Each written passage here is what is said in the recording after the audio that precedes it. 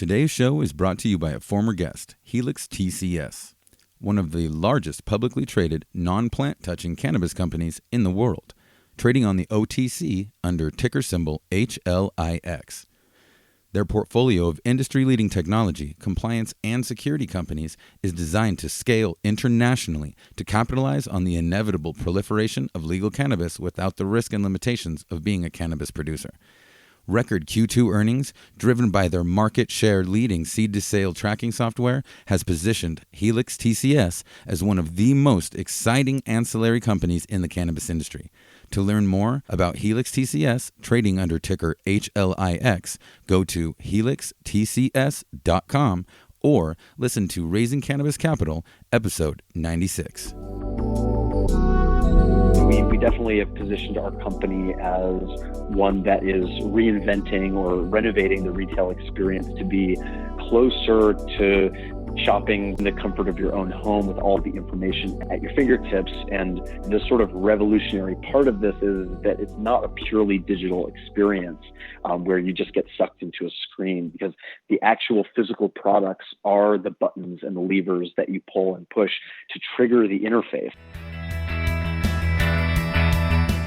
From MJBulls Media, it's the Raising Cannabis Capital Show. I'm Dan Humiston, and on today's show, how this company's proprietary dispensary technology could ultimately change the way we shop at all retail stores.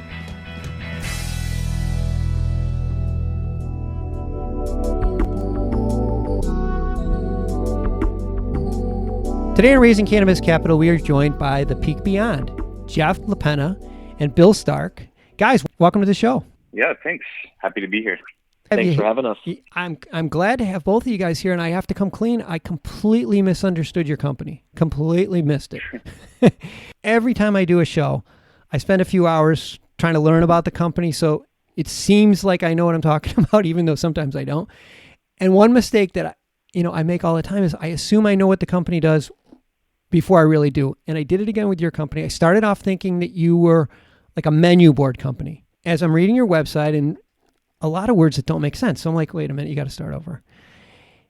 And I start over and I discovered, oh my God, you are so much more than a menu board company. So let me start off by apologizing.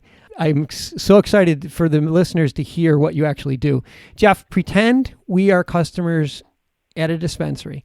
Explain to us how to use your smart displays. Yeah, absolutely. Our displays work with a kind of tangible element. We're different than menu boards in the fact that we encourage customers to actually interact with products as a way to learn about them. So if you walk up to one of our displays, you'll see some featured products on a shelf next to a digital display. And a customer can pick up one of those products from the featured shelf, put it down next to the digital display, which then pulls up information about that product. So if I'm a customer who's really interested in products that are going to help me relax, this is one way for me to discover those products while they're out in front of me. For anyone that's been in a dispensary before, you know that this is a little bit different than the standard shopping model inside of a dispensary, which is exactly what we're trying to improve upon. To me, that's great, because I hate it when the clerk comes up to me and wants to talk. I mean, I want to do this by myself. So when I saw this, I was like, yeah, of course, this makes so much sense. You free up the dispensary's bud tenders so that they can do other things. Customer interaction has to increase, because now I can say, oh, what about this product? What does that do? I mean, the benefits of the dispensaries are just obvious. This has the potential of revolutionizing sort of the retail experience, bringing back to life the brick and mortar retail operation. Yeah, it definitely does. And we definitely have positioned our company as one that is reinventing or renovating the retail experience to be closer to shopping in the comfort of your own home with all the information at your fingertips. And the sort of revolutionary part of this is that it's not a purely digital experience where you just get sucked into a screen, because the actual physical products are the buttons and the levers that you pull and push to trigger the interface. We're really creating an interesting and valuable alchemy between the tangibility of products in a retail environment and a digital interface where they're completely connected and blended in a way that really enhances the consumer experience. If all these customers are moving products and watching what happens. That information is so valuable to the dispensary, but more importantly, to the brand. Yeah, industry-wide value as well. There's a lot of transactional data in the cannabis industry, a lot of reporting happening. There's not as much reporting around how people are shopping. And so because we have this digital interface in stores that people use to learn about products, submit orders, we are one of the only companies able to collect that consumer behavior data. So we're able to see what a customer looks at before they make a purchase, or which products they are comparing before they make a purchase. Do they watch a video, and how effective is that video in driving that purchase? And so all of this data is extremely valuable, yes, to those dispensaries, those brands, and industry-wide to kind of get a better understanding of the consumer. So the brands provide you with the information about their products. When I scan the product, the brand's information comes up. And then from there, I get an opportunity to interact with this information, almost like their website. Is that how it would work? Yeah, and we also have other content partners. And a lot of the time, the content does come straight from the brand if we're featuring that brand. For the brands, it's a great opportunity to build their relationship with their consumers instead of relying on a bud tender or a consultant in the store. The brands can know, in this case, that exactly the information that they want to get to the consumer is reaching the consumer. You put together a video and you can tell them, hey, everyone's dropping off at 32 seconds. All right, I need to change something because something at 32 seconds is making these customers drop off my video. That kind of information is invaluable because you can use that in everything you're doing. Absolutely, yeah. Oh my gosh. I want to take a quick break to thank you for listening to today's show. As the leading cannabis podcast network, we're constantly adding new cannabis podcasts to support our industry's growth. And that's why we're so excited to announce our newest podcast, The Cannabis Breakout, which premieres October 18th. The show is about the thousands of Americans who remain in prison for violating cannabis laws that have long since been overturned. The Cannabis Breakout gives cannabis political prisoners a voice. If you're a former cannabis prisoner or have a loved one who is a cannabis prisoner, we want to share your story. Please go to MJBulls.com and sign up to be a guest. Bill, you got to have the easiest job going. This thing's going to sell itself.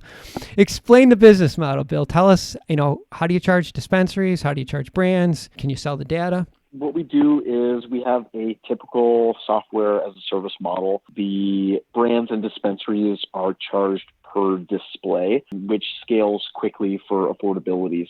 $1,500 activation fee and $500 a month. That would be like for one display. Mm-hmm. And then as the store or the brand scales, the price per display goes down significantly. Yep. Our average smart stores pay around $4,000 a month and have anywhere between 10 and 20 displays. That's so reasonable because you pay way more than that for having employees. When you add up all the extra costs that are associated with having those employees just wandering the floor, you're saving money at $4,000 a month. For both of the use cases, we're able to capture the behavioral data. A lot of the brands, that's really what they're paying for is our data reporting. And some of our use cases, we're seeing 300 customers a day on branded displays. So Dan, I just want to clarify our different offerings. So we do have a brand product and we do have a dispensary product. Those are separate. But really the main thing that our company is focusing on is kind of revolutionizing the dispensary model. And so what that looks like on our side is that we are working with a lot of dispensaries who are new build-outs and they want to transform the entirety of their store. So they're building their entire store around these displays with between 10 and we're about to launch a store with 34 of these displays. So literally the entire shopping experience is based on this method of product discovery. And so I just wanted to make that clear for you. Yeah, it really is apparent in your website. It's so much clearer to appreciate this when you look at your website and you see how the displays are. They're just, it makes a lot more sense. I can see where you're going, and I love the reoccurring revenue. Every month, you just know it's just coming. You can build your budgets around it, and you can plan for it. It's so good. So you have a killer product, and it's in the market. So what's next? Yeah, so really it's a sales and marketing push. We're opening a new round right now. We want to grow faster than we are. We've got a number of stores kind of opening up in the next coming while, and we want to just accelerate that growth as quickly as we can. And I suspect there's a lot of upfront costs, and Bill needs people helping him with the sales. And at this phase of your company's life, it's in a very expensive period. What kind of opportunities are there for investors to participate in this growth? We have a round right now that is just opening up. We're raising $1.5 million. We're shooting somewhere between $11 and $12 million valuation. And we're talking to mostly VC and private equity funds, as well as angel investors. That's mostly what our audience is. So I think this is one of those deals where, again, it's a non-plant touching investment. So that opens the door for a lot of institutional investors who are starting to come in. I think this is a really good opportunity. We've been speaking with Jeff and Bill from The Peak Beyond, and we'll have all their contact information and investor information on the MJBulls website. Guys, this is a good one. I don't think it's going to be open for very long. Good luck with this. Thanks so much. Thank you. Today's show was made possible by the generous support of our sponsors, like Alt36, the country's premier blockchain payment processing platform that's providing dispensaries and its customers with a safe and secure payment option other than cash. To learn more, go to alt36.com. Today's podcast was produced by MJBulls Media, the industry's premier cannabis podcast network, with original music produced in part by Jamie Humiston. I'm Dan Humiston, and you've been listening to the Raising Cannabis Capital podcast.